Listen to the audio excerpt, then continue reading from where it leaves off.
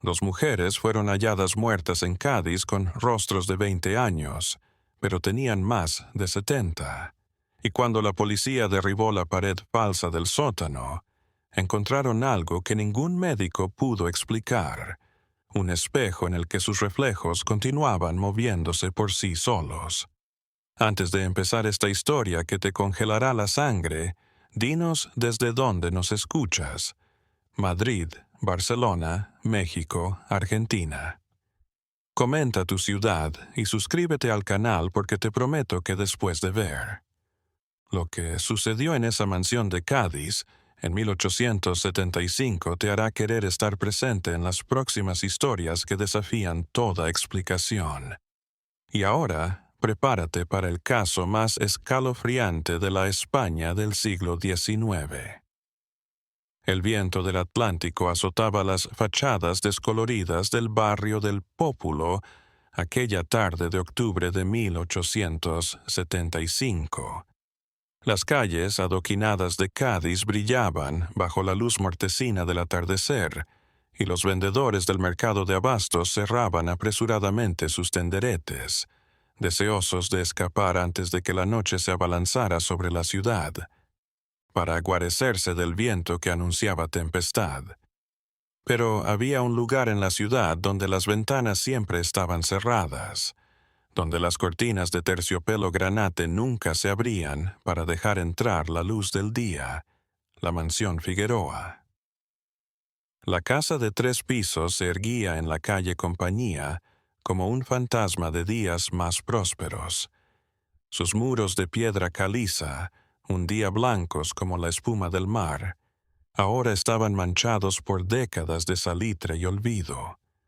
Los balcones de hierro forjado, con sus diseños de vid y uvas, colgaban ladeadas de sus goznes oxidados. Y, sin embargo, cada noche, las lámparas de aceite ardían en el interior, proyectando sombras danzantes en las cortinas cerradas. Los gaditanos que residían en las proximidades evitaban siquiera transitar por delante de la mansión tras el crepúsculo. Las leyendas se contaban y recontaban. Ruidos metálicos en el sótano a altas horas de la noche. El aroma a incienso y hierbas amargas que flotaba en el aire en noches sin viento. Y, por supuesto, las 2 figuras que, a veces, se asomaban a las ventanas del segundo piso, siempre juntas, siempre quietas, siempre observando la calle con una quietud inhumana. Entre esas 4 paredes, Isadora y Beatriz Figueroa habitaban un mundo olvidado por el tiempo. El salón principal mantenía los muebles de caoba tallada que su padre, el negociante de especias don Rodrigo Figueroa, había importado de Cuba medio siglo atrás. Los tapices flamencos colgaban de las paredes, sus colores desvanecidos por el tiempo, polvo y oscuridad eterna. Candelabros de plata llenaban cada espacio, sus velas derritiéndose lentamente, gota a gota, creando esculturas grotescas de cera endurecida. Pero lo más perturbador era la falta de espejos a la vista. Cada espejo de la casa había sido cubierto con telas negras clavadas. Espejos de pared, espejos de mano, incluso los espejitos de tocador, todos cubiertos con tela negra, como si reflejar la realidad música fuera un pecado imperdonable. Isadora Figueroa se desplazaba por la casa como un fantasma. A sus supuestos 74 años, según los registros parroquiales, su rostro no tenía una sola arruga. Su piel era suave como el mármol pulido. Sus labios conservaban el color rosado de la juventud y sus ojos verdes brillaban con la intensidad de una joven de 25 años. Su cabello negro, sin una hebra plateada, caía en ondas hasta su cintura, recogido en un elaborado moño que abría. Había sido la envidia de cualquier dama de la alta sociedad gaditana. Siempre iba vestida de negro, como viuda perpetua, Pero la seda de sus vestidos era la mejor importada de Lon antes de que la fortuna familiar empezara a menguar. Sus manos, finas y blancas como la porcelana, nunca vacilaban al levantar la taza de té de la tarde. Nunca enseñaban las manchas de la edad ni las venas de la ancianidad. Su hermana Beatriz era su imagen especular, 3 años menor en papel. Familia, pero exactamente igual. La misma piel pálida, los mismos ojos verdes que parecían guardar siglos de secretos, el mismo porte aristocrático que desafiaba el tiempo. Si había alguna diferencia, era que Beatriz hablaba menos que Isadora y, cuando lo hacían, su voz era como el susurro de hojas secas arrastrándose sobre lápidas de mármol. Aquella tarde de octubre, mientras la tormenta se aproximaba a Cádiz, las hermanas estaban, como cada tarde, en el salón. 6 en punto. La única luz provenía de las velas que Isadora acababa de encender con movimientos rituales y exactos. El té se elevaba en volutas de vapor en tazas de porcelana china que habían sido de su madre. Muerta hacía 50 años en una forma que la familia nunca mencionó. «La tormenta será intensa esta noche», dijo Beatriz, sus dedos rozando distraídamente el borde de su taza. «El mar se agita. Música, puedo sentirlo». Isadora asintió sin dejar de mirar por la ventana. Cubierta, no podía ver lo que sucedía afuera, pero sabía lo que estaba pasando en las calles de su ciudad. Conocía cada piedra, cada rincón, cada cara de los vecinos que nunca se atrevían a llamar a su puerta. «Hace 43 años que empezó, hermana», dijo Isadora en voz baja pero firme. 43 años la noche en el puerto. Beatriz cerró los ojos. No tenían que mencionarlo a menudo.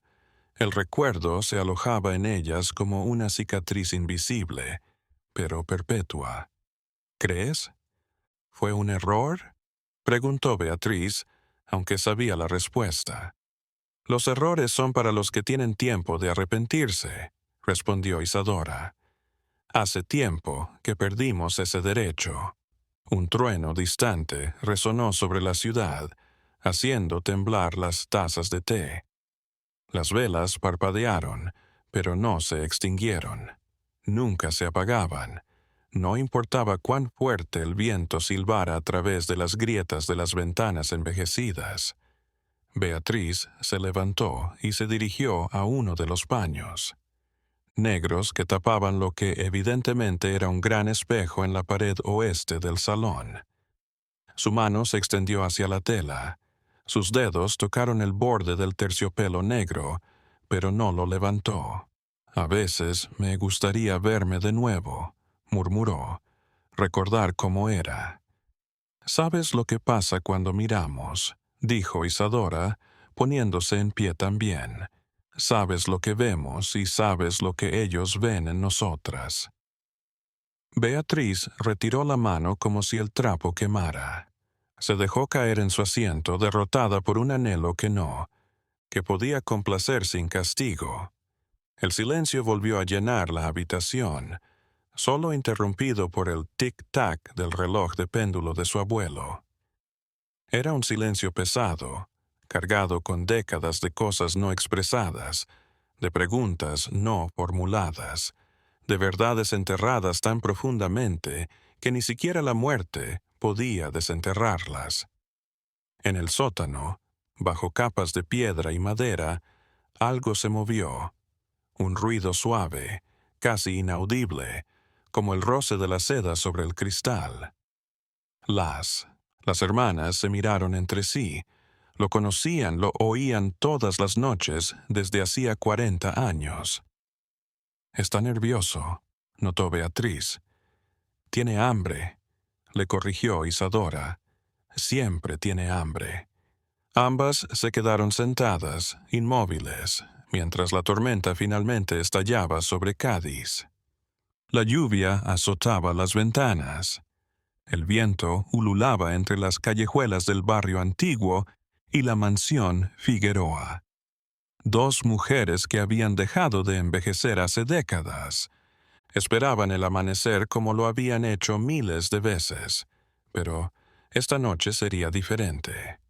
Afuera, un joven se acercaba a la puerta principal de la mansión. Se llamaba Tomás Guerrero, un joven médico, recién llegado de Sevilla. Había oído hablar de las hermanas Figueroa, pero era un hombre de ciencia, no de supersticiones, y traía una carta oficial del Ayuntamiento de Cádiz exigiendo a las hermanas que acudieran a poner al día sus registros civiles, algo que no hacían en más de 20 años. Cuando sus nudillos chocaron contra la puerta de roble, el sonido resonó en la mansión como un disparo. Isadora y Beatriz se miraron. Por primera vez en siglos, el miedo se reflejó en sus rostros siempre jóvenes. El mundo exterior había llegado a ellas y con música llegaría el final de todo. Doctor Tomás Guerrero, 28 años y uno de los médicos más prometedores de su generación. Graduado con honores de la universidad. De Sevilla, había pasado años estudiando el envejecimiento humano, intrigado por aquellos casos excepcionales que parecían desafiar el tiempo. Cuando surgió la oportunidad de radicarse en Cádiz, no lo dudó. Era una ciudad costera histórica y, por lo que había oído, también un hervidero de casos médicos sin resolver.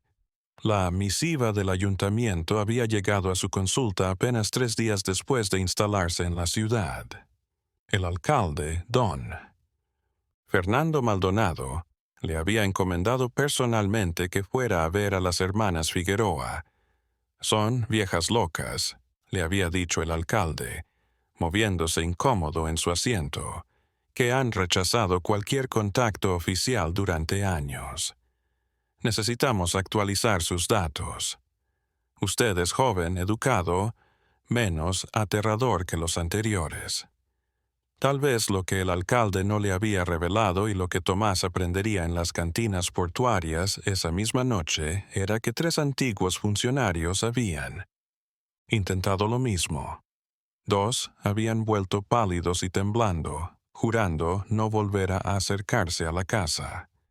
El tercero había desaparecido una noche de niebla hacía 3 años.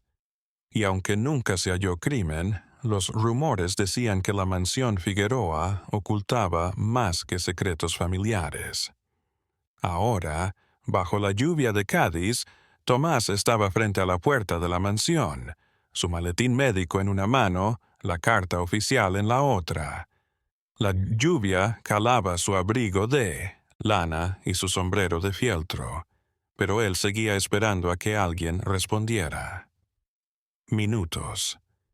Estaba a punto de llamar de nuevo cuando oyó el sonido inconfundible de cerrojos corriéndose. No 1 ni 2, sino al menos 5 cerraduras distintas. La puerta se abrió una rendija y una cara de belleza perturbadora asomó en la abertura. «Ah, ¿quién es usted?» La voz era suave, pero afilada como un bisturí. «Buenas noches, señora. Soy el doctor Tomás Guerrero. Vengo, en nombre del Ayuntamiento de Cádiz», aclaró, levantando la misiva oficial. «Necesito hablar con las señoritas Figueroa sobre una actualización de registros civiles. El ojo verde que lo espiaba a través de la rendija no parpadeó. Está oscuro y llueve. Por eso mismo pido unos minutos de refugio y charla», insistió Tomás con su mejor sonrisa profesional. «No le robaré su tiempo. Son solo formalidades, nada más». El silencio se alargó. Tomás escuchó. Voces susurradas al otro lado de la puerta. Una conversación apresurada que no pudo descifrar. Finalmente, los cerrojos cedieron y la puerta se abrió lo suficiente para dejarlo entrar. Lo que Tomás presenció al ingresar lo dejó sin aliento. La mujer que había abierto la puerta era, sin exagerar, la mujer más hermosa que había visto en su vida. Y lo más extraño es que parecía de 25 años como máximo. Su piel era perfecta, sus rasgos perfectos, simétricas, sus movimientos suaves y juveniles. Iba vestido de negro de pies a cabeza, pero con una elegancia innegable. Tras ella, otra mujer, idéntica en belleza y juventud. Ambas lo miraban con una curiosidad y sospecha que incomodaron a Tomás. «Entren al salón», dijo la primera mujer. «Soy Isadora Figueroa. Ella es mi hermana Beatriz». Tomás la siguió por un corredor tenuemente iluminado por velas. Cada paso lo arrastraba más profundamente en un mundo que parecía haberse detenido hace medio siglo. Los muebles eran antiguos pero hermosos. Las alfombras persas estaban desgastadas, pero en su día debieron de ser muy caras, y por todas partes había telas negras colgando de lo que parecían ser espejos. «Siéntese, doctor», dijo Isadora, gesticulando hacia un sofá de terciopelo verde oscuro. Tomás asintió, dejando el portafolio a sus pies y sacando la carta oficial y una carpeta con la historia familiar de los Figueroa. «Gracias, señoritas, por su hospitalidad», empezó. «Como dije, vine por un asunto burocrático. Según nuestros archivos, señorita Isadora, usted nació en 1801, lo que la haría tener 74 años, y señorita Beatriz, que nació en 1804, tendría 71 años». Ninguna de las dos se movió. Solo lo miraban con rostros inescrutables. «Entenderán mi confusión», siguió Tomás, midiendo sus palabras, «porque ustedes parecen de menos de 30, mucho menos». «¿Es un cumplido, doctor?», preguntó Beatriz, con una sonrisa que no llegó a sus ojos. «Es una nota médica», explicó Tomás. «Una anomalía que desafía todo lo que la ciencia actual sabe sobre el envejecimiento humano. He leído sobre personas que envejecen lentamente por causas genéticas extrañas, pero nunca había visto nada igual». Isadora se puso en pie y se dirigió a la ventana cubierta. Sus movimientos eran suaves, sin rastro alguno de rigidez articular o debilidad muscular, cosas propias de su supuesta edad. «Médico, guerrero», dijo sin girar. «¿Es un hombre de fe o de ciencia?» «Soy médico. La ciencia es mi religión. Entonces, déjeme darle un consejo científico». Isadora se giró para mirarlo. Existen cosas que la ciencia no puede explicar, y hay preguntas que solo traen desgracia a quien las formula. Un escalofrío recorrió la espalda de Tomás, pero se mantuvo firme. «Con el debido respeto, señorita Figueroa, mi trabajo es entender rarezas médicas y ustedes son en verdad una anomalía fascinante. Déjeme verlas, tomar algunas medidas básicas. Tal vez podamos descifrar lo que les ha otorgado esta increíble conservación juntos.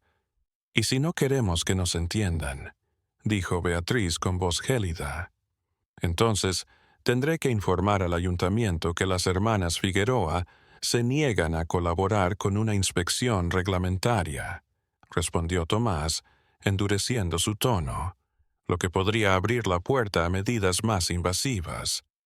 Fue una amenaza sutil, pero efectiva. Isadora y Beatriz se miraron otra vez con una de esas miradas que Tomás no entendía. «Está bien», cedió Isadora. «Un chequeo simple pero rápido, y entonces se va». La siguiente media hora, Tomás hizo los trámites de rutina. Control de pulso, frecuencia cardíaca, temperatura corporal, inspección de piel y ojos. Cada lectura lo confundía más. Las hermanas no solo parecían jóvenes, eran jóvenes. Sus latidos eran fuertes y constantes, sus reflejos eran normales, Sus pupilas reaccionaban a la luz. No había cataratas incipientes, ni sordera incipiente, ni temblores, ni ninguno de los signos inevitables del envejecimiento. «Esto es imposible», susurró, registrando sus descubrimientos. «Completamente imposible». «¿Terminó, doctor?», preguntó Isadora con impaciencia apenas disimulada. «Casi». Tomás levantó la vista. «Solo una pregunta más. ¿Cómo lo hicieron? ¿Qué dieta llevan? ¿Qué tratamiento? ¿Qué dieta? ¿Qué? Ninguno. ¿Qué tipo de tratamiento podría recetar a sus pacientes?», interrumpió Beatriz. «Ninguna dieta de sus libros de medicina. Entonces, ¿qué?». El silencio volvió a llenar la habitación. Fuera. La tormenta rugía. Un relámpago iluminó la habitación a través de las cortinas por un instante. Un trueno sacudió las ventanas. «Doctor Guerrero», dijo finalmente Isadora, «si revelara la verdad, no me creería, y si me creyera, me lo cargaría hasta el final de mis días. ¿De verdad quiere ese peso?». Tomás guardó sus herramientas con movimientos lentos, ganando tiempo. La curiosidad científica se enfrentaba a un instinto animal que le decía que huyera de aquella casa, pero era un hombre civilizado, racional, no iba a dejarse intimidar música por insinuaciones y decorados góticos. «Soy médico», repitió. «La verdad, por muy inquietante que sea, siempre es mejor que la ignorancia». Las hermanas se miraron de nuevo. Una elección silenciosa. Pasó entre ellas. «Está bien», dijo Isadora, «pero tiene que jurar que lo que vea aquí esta noche nunca se lo contará a nadie, ni al alcalde, ni a sus compañeros, ni a la policía, a nadie». «No puedo prometerlo si lo que veo es un crimen». «No es un delito en España», dijo Beatriz, «pero sí un secreto que ha mantenido a esta familia con vida y cautiva a la vez». Tomás asintió lentamente. «Muéstrenme». Isadora se acercó a una de las paredes cubiertas con un paño negro, especialmente grande. Sus dedos se apretaron en la tela, y por un instante Tomás juraría haber visto miedo real en sus ojos, el miedo de alguien a punto de abrir una puerta cerrada durante décadas. De un tirón arrancó el velo. Detrás había un espejo, pero no cualquier espejo. El marco era de plata antigua, repujada con símbolos que Tomás no reconoció. Algunos parecían alquimistas, otros árabes, otros aún más antiguos. El cristal mismo parecía temblar ligeramente, como si estuviera vivo, pero lo más inquietante, música, era lo que revelaba. Tomás se acercó. En el reflejo, música, podía ver el salón copiado, los muebles, las velas, él de pie con expresión de asombro. Pero donde debían encontrarse las hermanas Figueroa, en su lugar aparecieron dos figuras que le congelaron la sangre. Dos viejas arrugadas, encorvadas por los años, el cabello blanco y ralo, los ojos hundidos en cuencas profundas, las manos deformadas por la artritis, ataviadas con los mismos vestidos negros que llevaban las hermanas cuando eran jóvenes, pero ahora en cuerpos marchitos. Tomás miró a Isadora y Beatriz, jóvenes, perfectas, inmutables. Luego volvió a mirarse en el espejo. Viejas, marchitas, moribundas, música. «Dios misericordioso», susurró. «¿Qué es esto?». «Esto», dijo Isadora con la voz rota, «es el precio de la vanidad, el castigo de la inmortalidad». Tomás no podía dejar de mirarse en el espejo. Su mente médica, acostumbrada a razonar y clasificar todo, se rebelaba contra lo que estaba viendo. Los reflejos del espejo no estaban quietos. Las dos ancianas se movían tal y como lo hacían las hermanas jóvenes en el mundo real, pero mostraban la edad real de sus cuerpos, la edad que el tiempo había grabado en ellos, pero que no se hacía evidente fuera del reflejo. Esto desafía todas las leyes de la física, susurró Tomás, acercándose más al espejo. Los reflejos no pueden. Esto no puede ser cierto. ¿Aún cree que la ciencia lo explica todo, doctor?, preguntó Beatriz con amargura. Tomás alargó su mano temblorosa hacia el espejo. Sus dedos rozaron el cristal y por un momento habría jurado sentir un pulso, un latido que no era el suyo, sino el del espejo mismo. Retiró la mano rápidamente. «Explíquenme», exigió, girándose hacia las hermanas. «Desde el comienzo. ¿Qué carajos?» Isadora se dejó caer en un sillón con un suspiro que parecía arrastrar siglos de cansancio. 1832 había comenzado. Ese fue el año en que todo cambió. Tenía 31 años. Beatriz 28. Nuestro padre había fallecido 2 años atrás. Nos había dejado esta casa y una gran fortuna amasada gracias al comercio de especias. Estábamos solteras, algo raro a nuestra edad, pero habíamos rechazado a todos los pretendientes que nos habían pedido en matrimonio. «¿Por qué?», preguntó Tomás, sacando una libreta de su maletín casi por reflejo profesional. «Porque ningún hombre de Cádiz nos parecía lo suficientemente bueno», respondió Beatriz con una sonrisa triste. «Éramos engreídas, presumidas. Pensábamos que nuestra belleza nos hacía superiores. Y cada año que pasaba, cada nueva arruga, cada nuevo cabello gris, el pánico aumentaba». Isadora tomó la narración. Una noche de septiembre llegó un barco al puerto. Llegó de tierras lejanas del oriente, decían, aunque nadie sabía a ciencia cierta de dónde. Traía cosas raras, sedas, perfumes, rarezas para coleccionistas. Espejos antiguos que decían haber pertenecido a sultanes y hechiceros. Este espejo apuntó con mano temblorosa hacia lo que ahora acaparaba toda la atención de la habitación. «Fuimos al barco una tarde», continuó Beatriz. El capitán era un tipo raro, sin edad, con ojos que parecían haber visto demasiado. Cuando le preguntamos por los espejos, sonrió de una manera que debería habernos alertado. Nos enseñó este en concreto y nos dijo que había sido de una cortesana de Constantinopla que había vivido 120 años y no había envejecido. Una mentira, por supuesto, añadió Isadora con amargura, o al menos no toda la verdad. El escepticismo científico de Tomás se derrumbaba. ¿Qué les dijo? Que el espejo guardaba un antiguo pacto, aclaró Isadora, que quien se reflejara en él la noche de luna llena, recitando ciertas palabras, podría detener el tiempo. El envejecimiento se detendría, la belleza se mantendría, pero había un costo. «Siempre hay un precio», susurró Tomás.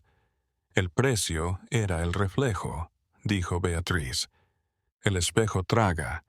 El tiempo, la edad, todo lo que los años dejan en el cuerpo humano, pero no lo borran, lo conservan, lo encierran en el cristal.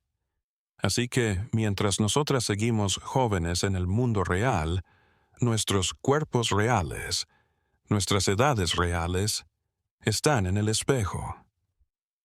Isadora se puso en pie y se dirigió al espejo, mirando directamente a su reflejo envejecido. La cortesana de Constantinopla vivió 120 años. Sí, pero cuando murió, dicen que su reflejo en el espejo gritó durante días, porque el reflejo también está vivo. Siente, sufre, envejece y queda atrapado en el cristal para siempre. El silencio se hizo presente en el salón. Tomás se dejó caer en el sofá, su cuaderno olvidado en su regazo. ¿Por qué lo hicieron? Preguntó finalmente. ¿Por qué aceptaron ese trato? Porque éramos estúpidas, respondió Beatriz, con lágrimas en los ojos. Porque el miedo a envejecer superaba cualquier advertencia. Porque el capitán nos dijo que podíamos romper el trato cuando quisiéramos. ¿Y pueden? Preguntó Tomás. ¿Pueden romperlo? Las hermanas se miraron con desesperación. Sí, reconoció Isadora, pero romperlo liberaría todo el tiempo que estuvo atrapado en el espejo y nos lo devolvería todo a la vez. 74 años de envejecimiento en un instante. Nuestros cuerpos se derrumbarían. Moriríamos en segundos, minutos si tenemos suerte. Y algo más, añadió Beatriz con la voz entrecortada. Algo que el capitán no nos contó. Algo que descubrimos con los años. El espejo no solo refleja nuestro envejecimiento, refleja algo más, nuestra alma. Cada día que pasa sentimos como esa parte se hace más fuerte dentro del cristal y nosotras más débiles fuera, como si nos devorara desde dentro.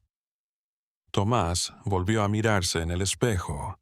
Las abuelas en el reflejo lo miraban con súplica silenciosa. Algo en sus ojos, algo más allá de la apariencia. Era como si estuvieran suplicando, rogando. Libertad, exigiendo el cese del pacto que les negaba. ¿Alguien más sabe esto? Preguntó. Nadie vivo, respondió Isadora. Por eso tapamos todos los espejos de la casa. No podemos dejar que nadie vea, y por eso vivimos encerradas. En 43 años usted es la primera persona que pone un pie en esta casa, además de nosotras y el funcionario que desapareció hace 3 años. Un silencio incómodo. Nunca entró a la casa, dijo Beatriz apresuradamente. Lo rechazamos en la puerta. Lo que pasó después, no lo sabemos. Toma número. Estaba seguro de creerlas, pero había cosas más importantes en juego. ¿Por qué me lo muestran? ¿Por qué creerme? Isadora volvió a sentarse juntando sus manos sobre el regazo. Porque estamos cansadas, doctor. Porque hemos estado 43 años con este secreto atrapadas entre la vida y la muerte, entre la juventud y la vejez. Porque cada día que pasa nuestras almas se debilitan y nuestros reflejos se agudizan. Y porque pensamos que usted con su ciencia, si la razón puede ayudarnos, tal vez pueda liberarnos sin matarnos a todos. No soy mago, se quejó Tomás. Soy médico. Esto no es medicina. ¿Lo está?, preguntó Beatriz. El espejo retiene el proceso biológico del música-envejecimiento, las células que deberían degenerar, los tejidos que deberían deteriorarse. Todo está detenido. Eso no es medicina, eso no es ciencia.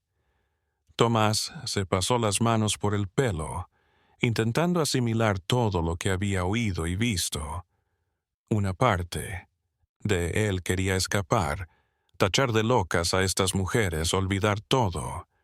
Pero otra parte, la que lo había atraído a la medicina, la que lo empujaba a tratar de entender lo inentendible, estaba maravillada. Necesito tiempo, dijo al fin. Música. Debo estudiar, consultar antiguos textos de alquimia y medicina medieval. Tal vez haya archivos de casos similares. No hay, dijo Isadora. Hemos buscado durante décadas. Este espejo es diferente. El capitán, que nos lo vendió, desapareció esa noche. El barco partió al amanecer y jamás volvió a ser visto en Cádiz. Entonces, debo estudiar el espejo, se dijo Tomás. Si me permite, mañana regreso con instrumentos de medición. Tal vez, si entiendo la cosa físicamente, puede regresar, admitió Beatriz. Pero tiene que ser discreto, tiene que venir solo. Si trae a alguien más, si le dice a alguien sobre esto, el trato se rompe aquí y ahora. Me están amenazando. Le estamos advirtiendo, corrigió Isadora. Este secreto nos ha costado todo. No. No vamos a permitir que sea un pasatiempo para los gaditanos ni un objeto de estudio para los científicos. O nos sirve en la intimidad o no nos sirve para nada. Tomás asintió lentamente. Se levantó, tomando su maletín y sus papeles. Regresaré mañana al anochecer y señoritas, gracias por confiar en mí. Voy a hacer todo lo posible para solucionarlo. Mientras las hermanas lo acompañaban a la puerta, Tomás miró una vez más hacia el salón, hacia el espejo ahora revelado. Las dos ancianas en el reflejo lo observaban, y algo en sus ojos marchitos lo atormentaría en sus sueños.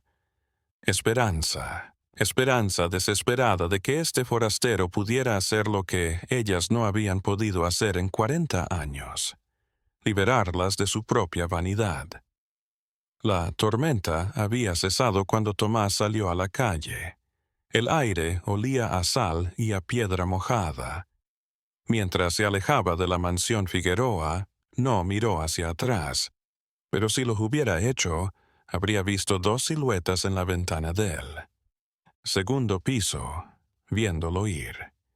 Y en el espejo deformado, dos ancianas llorando en silencio. Los días siguientes fueron un torbellino para Tomás Guerrero. Su consulta quedó en el abandono, sus pacientes atendidos con prisa y distracción.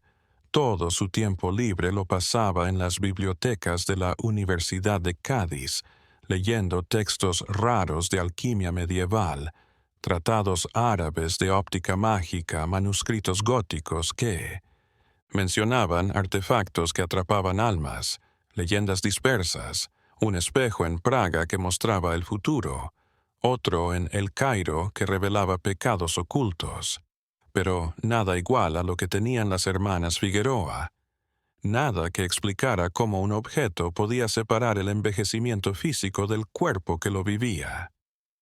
Cada noche, como un reloj, Tomás llegaba a la mansión con nuevas teorías, nuevos aparatos, nuevas preguntas.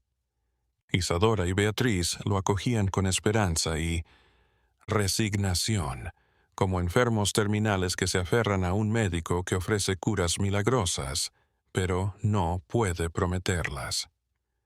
La tercera noche, Tomás trajo un daguerrotipo de bolsillo, lo último en fotografía. «Quiero registrarlo», explicó mientras colocaba el equipo frente al música espejo. Una foto del espejo, reflejando su verdadera forma, podría ser la prueba. «¿Prueba para quién?», preguntó Beatriz con sospecha. «Creí que esto sería discreto». «Lo es», confirmó Tomás. «Pero si lo resuelvo, voy a necesitar evidencia para mis archivos personales para entender lo que logramos». Isadora lo observaba, su rostro inexpresivo. Cuando el destello de magnesio llenó la habitación y la placa quedó expuesta, un escalofrío recorrió su espalda. Era como si su alma hubiera sido capturada dos veces, primero el espejo, ahora la foto. Tomás destapó la placa esa misma noche en el laboratorio improvisado de su habitación. Lo que vio lo dejó sin aliento. La foto mostraba el salón, sí, el espejo enmarcado en plata antigua, pero el reflejo en el cristal era negro, como si la cámara no pudiera capturarlo, o como si el espejo se negara a ser capturado. La cuarta noche, Tomás llegó con una nueva teoría. «He estado pensando en la naturaleza de los reflejos», dijo, paseando de un lado a otro de la sala mientras las hermanas lo observaban. Un reflejo es luz que se refleja en una superficie, pero la luz viaja en el tiempo tanto como en el espacio. Y si este espejo no refleja luz, refleja tiempo. Y si lo que vemos en él no es un reflejo, sino sus yoes de una línea temporal paralela donde sí envejeció. «¿Y eso en qué nos ayuda?», preguntó Beatriz, su frustración creciendo. Si pudiéramos romper la atadura del tiempo sin rompernos, el espejo, si pudiéramos hallar un punto intermedio en que el tiempo aprisionado se liberara poco a poco y no de golpe. 4 décadas, doctor, interrumpió Isadora. No creo que vaya a salir lento después de tanto tiempo. Tomás se dejó caer en el sofá de nuevo. Pero había algo más en su mirada, algo que las hermanas no podían ubicar, pero que las inquietaba. La quinta noche, Tomás no llegó solo. Trajo consigo a un hombre mayor, un coleccionista a un anciano de nombre don Arturo Mendoza, conocedor de objetos místicos del Levante. Isadora se puso pálida al ver al segundo hombre en la puerta. Doctor Guerrero, Ciceo, dijimos que vendría solo. Don Arturo es reservado, dijo Tomás, y es nuestra mejor oportunidad. Ha visto cosas parecidas. Conoce rituales para romper el pacto de forma controlada. Pero algo andaba mal. Beatriz lo supo en el acto. Había algo en los ojos de Tomás que no había visto antes. Una emoción, más allá del interés científico. Era ambición. Era la mirada de un hombre que había visto algo que podría hacerlo famoso. Don Arturo, un hombre de unos 60 años, barba canosa y bien vestido, observó el espejo con contenida fascinación. «Magnífico», susurró, acercándose al vidrio. «Simplemente increíble. He oído hablar de estos espejos, pero creía que eran solo una leyenda. ¿Cuánto piden por él?» El silencio en la habitación se espesó como el plomo. «No se vende», dijo Isadora, con la voz peligrosamente baja. «Todo se paga», señorita, sonrió don Arturo. 10,000 reales, 15,000 nombre su precio. «Fuera», dijo Beatriz, poniéndose en pie. Ambos ahora esperen. Tomás alzó las manos en señal de calma. «Doña Beatriz Isadora, don Arturo puede ayudarlas, pero tiene que llevarse el espejo a su taller, analizarlo con las herramientas apropiadas, llevárselo». Isadora se rió sin ganas. «Pero, doctor, no entiende. Si el espejo se aleja de nosotras más de unos metros, el juramento se rompe, moriríamos, antes de que saliera por la puerta». «Eso no lo sabemos», dijo Tomás. «Nunca lo han probado. Tal vez la conexión sea más maleable de lo que piensan, tal vez». Beatriz se abalanzó sobre Tomás, sus ojos verdes llameando de rabia. «¿Está dispuesto a arriesgar nuestras vidas en un tal vez?» Don Arturo se metió en la conversación, con voz melosa. «Señoritas, entiendo su apego sentimental por la cosa, pero imaginen lo que el doctor Guerrero y yo podríamos lograr con ella. Podríamos analizarlas, tal vez incluso copiarlas. Imaginen un mundo donde nadie envejezca, donde la muerte por vejez sea cosa del pasado.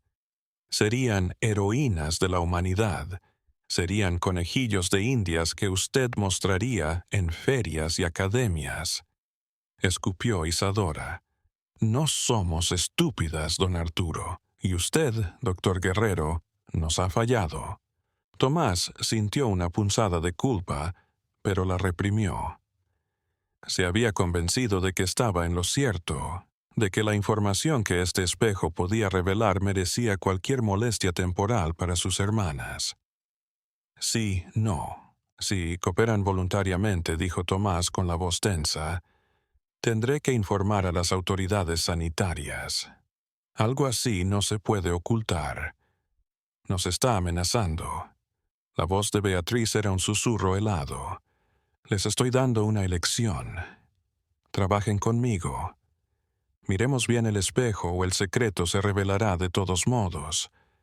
Pero sin ella, sin su permiso. ¿Qué prefieren?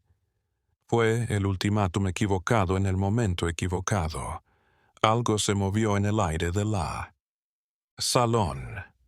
Las velas parpadearon aunque no había viento. Don Arturo dio un paso atrás, repentinamente tenso. Incluso Tomás sintió como si la temperatura hubiera bajado 10 grados de repente. Isadora y Beatriz se miraron. Una conversación silenciosa se comunicó entre ellas. Una decisión que habían estado aplazando durante 43 años. «Doctor Guerrero», dijo Isadora con una calma sobrenatural. «Creo que es hora de mostrarle lo que realmente esconde el sótano, lo que alimenta. El poder del espejo. El sótano». Tomás arrugó la frente.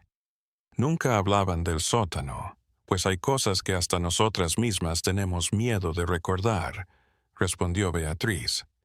«Pero si nos va a traicionar, si va a revelar nuestro secreto al mundo, entonces merece saber la verdad completa, la verdad que el capitán del barco nos ocultó, la verdad sobre lo que somos ahora».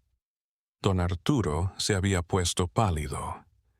«Creo que deberíamos irnos, Tomás. Esto fue demasiado». Pero Tomás, atrapado por su propia curiosidad y orgullo, sacudió la cabeza. «No quiero mirar. Quiero saberlo todo». Isadora sonrió. No había humor ni calidez en ella. «Como guste, doctor, síganos». Las hermanas Figueroa se dirigieron a una puerta que Tomás había supuesto que era un armario. Al abrirla descubrieron una escalera que se adentraba en la oscuridad. Un hedor se elevó desde abajo, algo viejo y podrido que hizo que Tomás se llevara un pañuelo a la nariz. Y desde el fondo, más allá de la vista, algo se movió, un susurro. No susurros, voces que se superponían, algunas suplicando, otras maldiciendo, todas atrapadas en un coro de agonía eterna. «¿Qué?», empezó Tomás. «Los viejos», dijo Beatriz, «los que probaron el espejo antes que nosotras, los que el capitán coleccionó durante décadas. Sus reflejos aún persisten en el cristal, pero sus cuerpos, bueno, los cuerpos tenían que ir a alguna parte». Don Arturo se volvió y corrió hacia la puerta principal. No llegó muy lejos. Los cerrojos se deslizaron solos con un clic metálico. «El espejo guarda sus secretos», dijo Isadora. «Y ahora que saben demasiado, el espejo no los dejará escapar, hasta que decidan». Tomás retrocedió, su maletín médico cayendo de sus manos temblorosas. ¡Qué elección!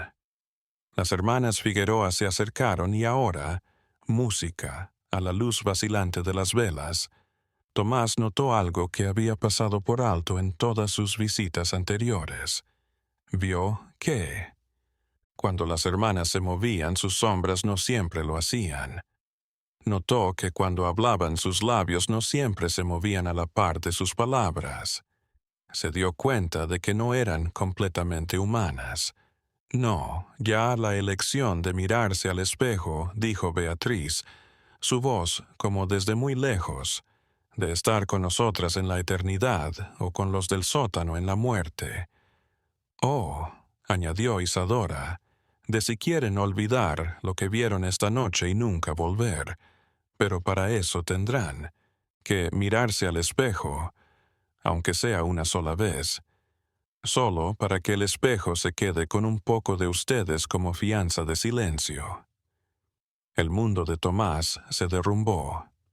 Todo su sentido, toda su ciencia, toda su razón se desvanecía ante algo que no podía entender, que no podía controlar.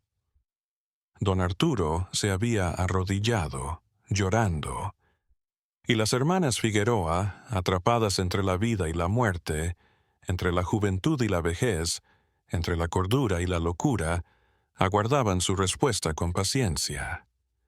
De los que han esperado 43 años, el espejo resplandecía en la oscuridad, y más reflejos comenzaban a surgir en él. reflejos que no pertenecían a nadie, reflejos de personas que habían estado allí antes, personas que nunca se habían ido. La noche estaba en su punto más oscuro. Cuando Tomás por fin habló, don Arturo seguía llorando en el suelo, pero el médico había recuperado algo de su compostura, aunque su rostro estaba blanco como la cera. «No pueden forzarnos», dijo Tomás, aunque su voz temblaba. «No pueden obligarnos a mirarnos al espejo». «No», admitió Isadora, «pero tampoco podemos dejarlos marchar con lo que saben. El espejo no lo permitiría. Ya están en su órbita, doctor». El momento en que entraron por esa puerta, el momento en que vieron el reflejo, sellaron su destino. Beatriz se acercó al espejo y rozó con la yema de los dedos el marco de plata.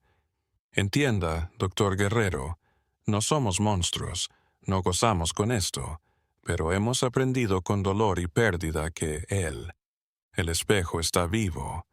No es solo un objeto que aprisiona el tiempo, es algo más, algo que se nutre de la vanidad, del temor a la muerte, del ansia de permanencia, y cuando lo siente en alguien, no lo suelta. Eso es imposible», susurró Tomás, pero ya no sonaba seguro de sí mismo. «Las cosas no quieren, no pueden, no pueden». Isadora se rió con amargura. «Doctor, ¿ha visto con sus propios ojos reflejos que tienen vida propia? ¿Ha visto un espejo que detiene el tiempo y ahora me dice que es imposible que esté consciente?»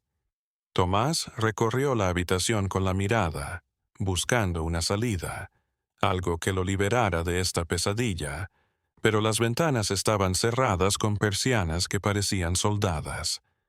La puerta principal estaba cerrada con cerrojos invisibles, y la única otra salida era la escalera que descendía al horror del sótano. «¿Cuántos?», preguntó finalmente. «¿Cuántos hay en el sótano?». Las hermanas se miraron entre sí, culpables.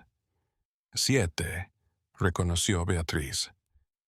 El capitán del barco nos contó que había vendido 12 espejos a lo largo de los años. Somos el 13º caso. Los 7 anteriores, sus cuerpos yacen abajo, momificados, música por el tiempo, pero aún así unidos a sus reflejos en otros espejos, en otros lugares. El capitán los coleccionaba», dijo Isadora, con la voz rota. Cuando alguien moría estando en el pacto del espejo, recuperaba el espejo y lo guardaba. Este espejo es peculiar, es el espejo maestro, es todos los demás. Es por eso que a veces notamos más reflejos de los que debería, por eso oímos las voces. Tomás cerró los ojos intentando asimilar la noticia. Cuando los abrió de nuevo, tenía una decisión tomada.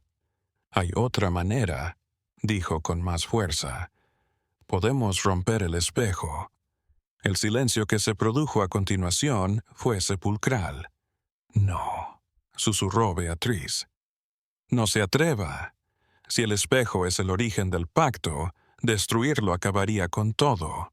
Sí, ustedes envejecerían en un instante, pero liberarían a todos los atrapados, a ustedes mismas, a los 7 del sótano, a quien esté en los demás espejos. Y moriríamos», dijo Isadora. «Todos morirían, pero serían libres», dijo Tomás. «Morirían como humanos, no como lo que son ahora». Don Arturo alzó la vista, con los ojos enrojecidos pero con un atisbo de esperanza. «El doctor Música tiene razón. Es la única forma. Rompan el espejo, liberen a todos». «Fácil para. Usted lo dice», reprochó Beatriz. «Usted no es de los que mueren. Ya están muertos», contraatacó Tomás. 43 años. Lo que tienen ahora no es vida, es una burla grotesca de la inmortalidad. Son prisioneras en su propia casa, aterrorizadas de su propio reflejo, aisladas del mundo. ¿Era eso lo que querían en el momento del pacto? ¿Merece la pena la vida eterna si tienen que vivir en este infierno? Las palabras abofetearon a las hermanas. Isadora se dejó caer.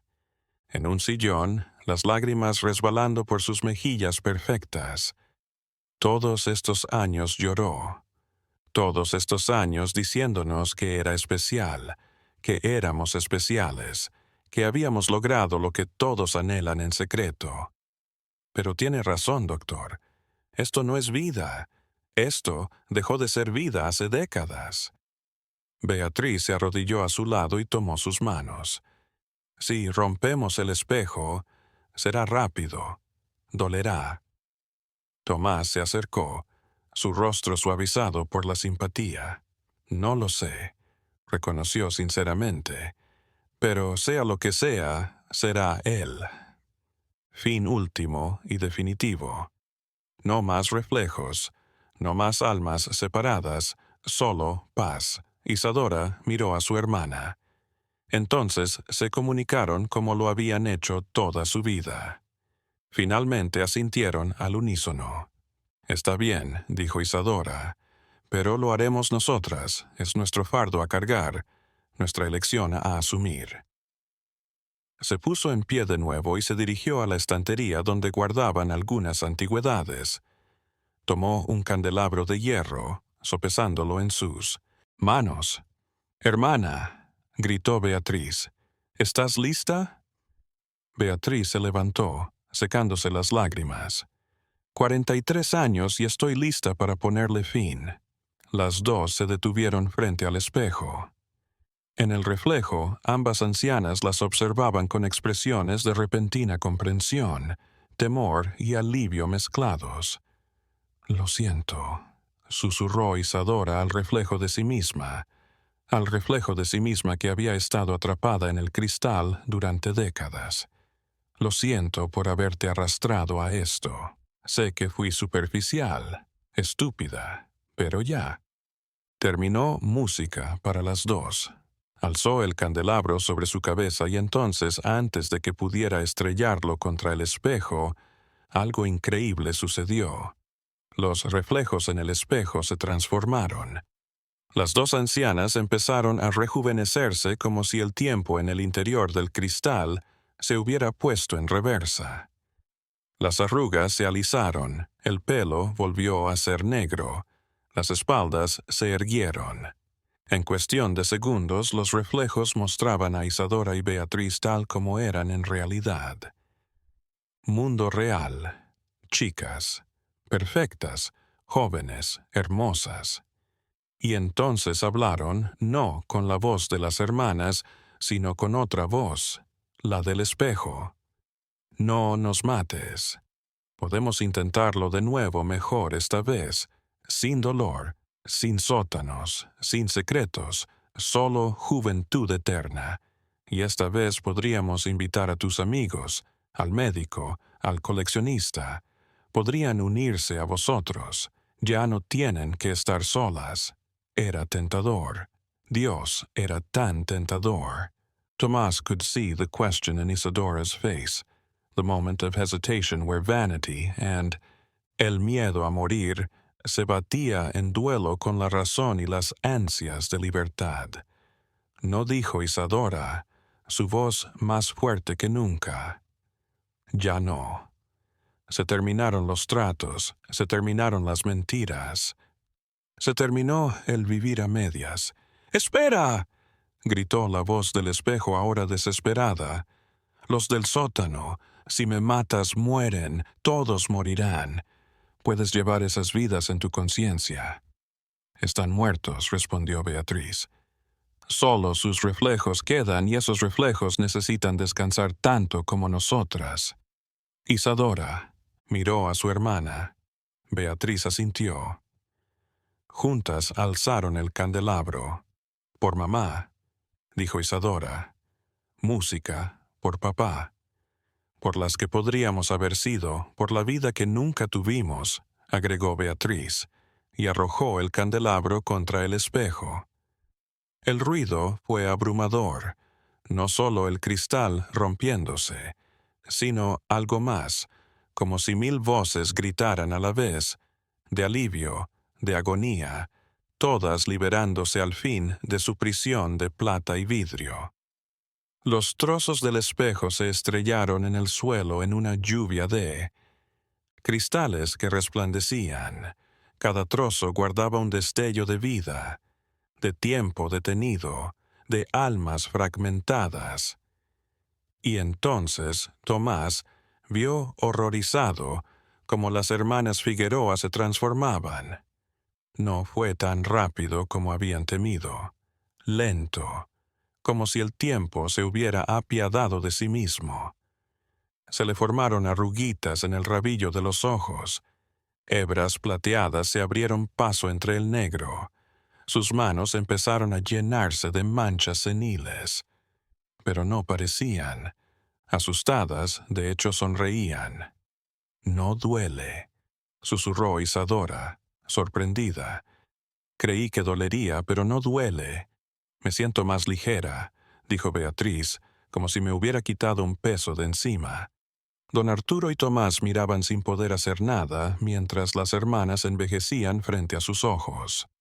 Pero no hasta los 74 años que decían los registros. Se detuvieron en los 50. Mayores, sí, arrugadas, encanecidas, pero vivas, auténticamente vivas, de una manera que yo no. Habían estado en décadas. El espejo no lo reflejó todo, dijo Tomás con la voz llena de asombro. Solo lo tomó un poco. El resto del envejecimiento nunca llegó, porque nunca llegasteis a vivir esos años. Estuvieron suspendidas. Isadora se miró las manos, las arrugas nuevas, las manchas de la edad que nunca había tenido. «Son preciosas», dijo llorando. «Mías reales». Desde el sótano llegó un último ruido, no gritos de dolor, sino suspiros de alivio. Los 7 cuerpos, momificados, al fin habían sido liberados. Sus almas finalmente completas. En algún lugar del mundo, otros 11 espejos se habían roto al mismo tiempo, liberando a sus prisioneros o permitiéndoles por fin descansar en paz. Tomás se acercó a los trozos del espejo. En uno de los trozos más grandes aún podía verse un atisbo de reflejo. No lo mostraba a nadie de los que estaban allí. Representaba un anciano de barba blanca y ojo viejo. El capitán del barco, entendió Tomás. Él también. Había quedado atrapado en el reflejo de alguna manera, atado para siempre a los tratos que había hecho. Y ahora él también. Era libre. El trozo se oscureció, convirtiéndose en simple vidrio roto. 3 días después, un pequeño artículo apareció en el periódico de Cádiz. Comunicaba que las hermanas Figueroa, prisioneras durante décadas, habían tenido un pequeño incendio en su mansión que destruyó algunas pertenencias, pero ellas habían escapado ilesas. Se rumoreaba que finalmente desertarían la casa y se marcharían a vivir a un lugar más moderno y seguro. Lo que el artículo no decía era que el fuego había sido controlado, escenificado para cubrir la destrucción del espejo y otras cosas inexplicables de la casa. Tampoco decía que en el sótano no se encontraron 7 cuerpos, solo cenizas viejas que se deshacían al tacto, como si hubieran estado esperando décadas para desvanecerse. Tomás había conservado una única fotografía, la que le tomó a espejo y que la cámara se había rehusado a fotografiar. Esperó como recordatorio de que la ciencia, por muy avanzada que sea, nunca lo explicará todo, de que hay cosas que es mejor no saber, que hay preguntas que es mejor no responder. Las hermanas Figueroa vendieron la mansión y se mudaron a una casita en las afueras de Cádiz. Por primera vez en 43 años abrieron las cortinas y dejaron entrar la luz del sol. Compraron espejos nuevos comunes y corrientes, que solo reflejaban lo que debían exhibir. Y cuando se veían en ellos, veían mujeres de mediana edad, con rostros desgastados pero con algo en sus ojos que hacía mucho que habían perdido: la tranquilidad de ser solo personas. Isadora se involucró como voluntaria en un hospital de caridad, cuidando enfermos. Encontró belleza en servir a los demás, en marcar la diferencia en el mundo. Se relajó en un pequeño jardín que cultivó detrás de la casa, observando cómo las plantas brotaban, crecían, se secaban y morían en sus ciclos naturales. Era un recordatorio de que la belleza más profunda reside en la transitoriedad, no en la eternidad artificial. Don Arturo Mendoza volvió a su vida de coleccionista, pero con otros ojos. Donó la mayor parte de sus artefactos mágicos a museos, comprendiendo que ciertos secretos no deben ser guardados, sino olvidados. A veces iba a ver a las hermanas y tomaban el té los tres juntos hablando de cosas triviales. El tiempo, las noticias del puerto, los chismes de la ciudad.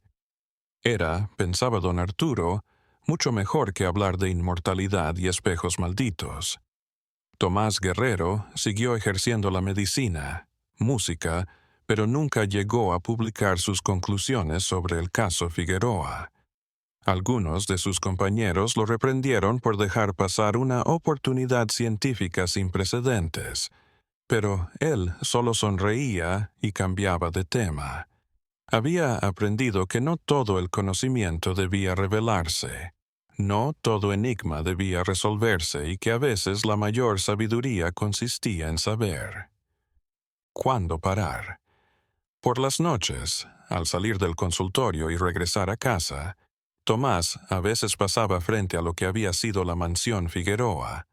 Los nuevos propietarios lo habían restaurado por completo. Las ventanas resplandecían, había risas de niños y el jardín delantero había sido replantado con flores de colores. Ya no quedaba ni rastro de la oscuridad que había residido en esas paredes. Una tarde de primavera, casi un año después de...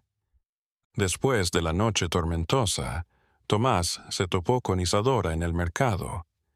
Él estaba negociando con los vendedores de verduras con una energía que nunca había demostrado en la mansión.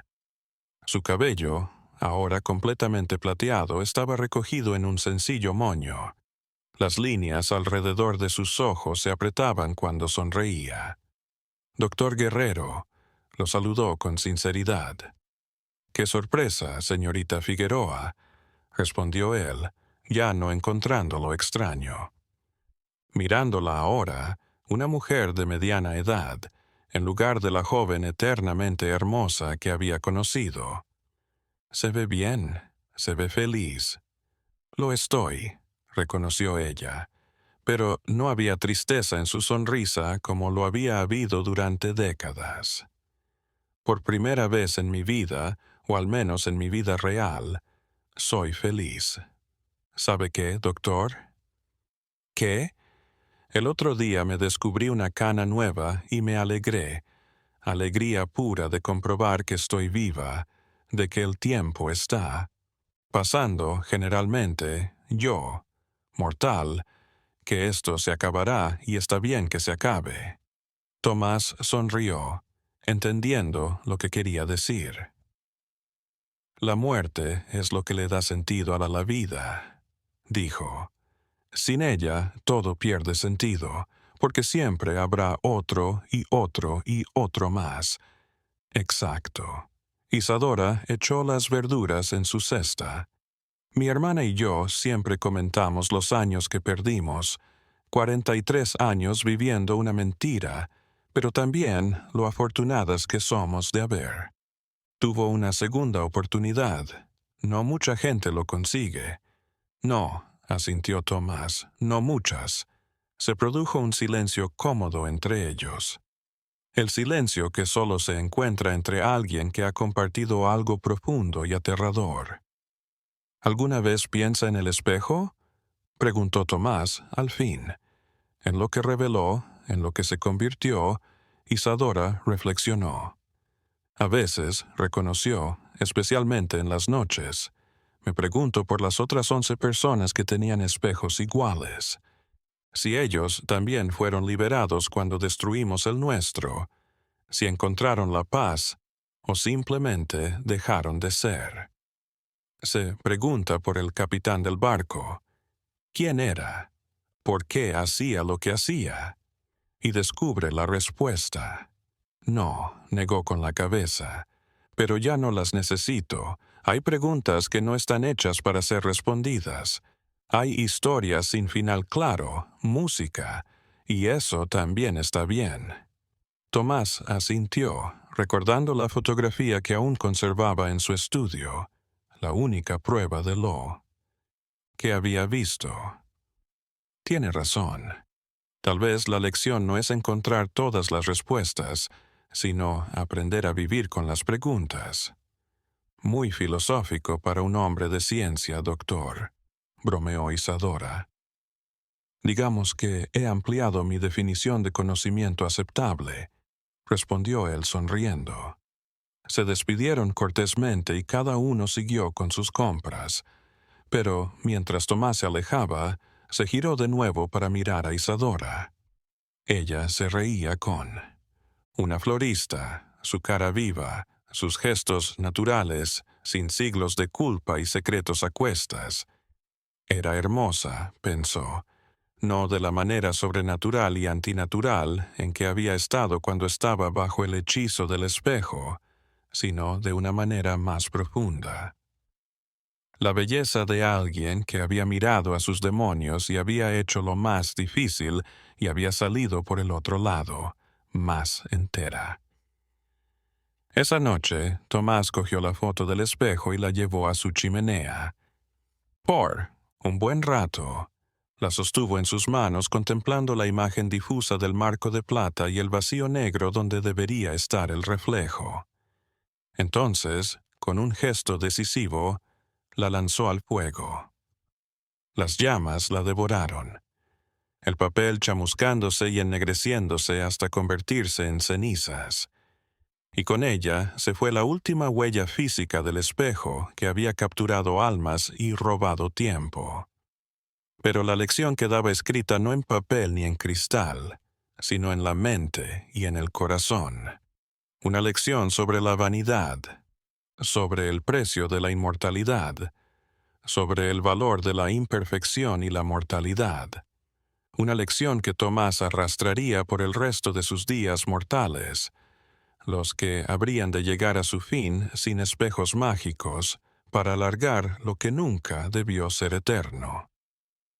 Es un recordatorio de que la belleza no se encuentra en lo que permanece, sino en lo que es fugaz, imperfecto, humano, y que el horror no es la muerte, sino una existencia interminable, y que a veces lo más valiente es dejar ir lo que más miedo nos da perder. Gracias por acompañarnos en esta historia desde las calles de Cádiz en 1875. Si llegaste hasta aquí, cuéntanos en los comentarios qué te pareció el caso de las hermanas Figueroa y si conoces casos similares en tu localidad. Suscríbete para más historias que desafían la lógica y profundizan en el lado más oscuro de la historia y la naturaleza humana. Hasta la próxima historia. Y ten cuidado con lo que deseas, porque puede que lo consigas. Habla de la eternidad, M.